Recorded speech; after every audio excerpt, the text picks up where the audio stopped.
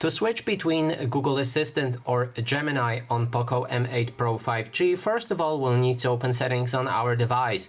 Next step is to scroll down, and here we need to find additional Google. Click on the Google options and go to all services. Then if you scroll down, you'll be able to find Search Assistant and Voice.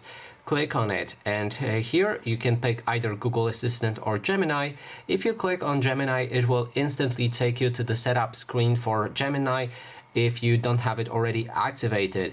If you want to use Google Assistant, then click on Google Assistant right here and then scroll down until you find the assistant from Google. I scrolled past it. Here it is, Digital Assistant from Google, and here on this list, just select whichever one you like to use. And that is basically everything. Thanks so much for watching, and if you like this video, please consider subscribing.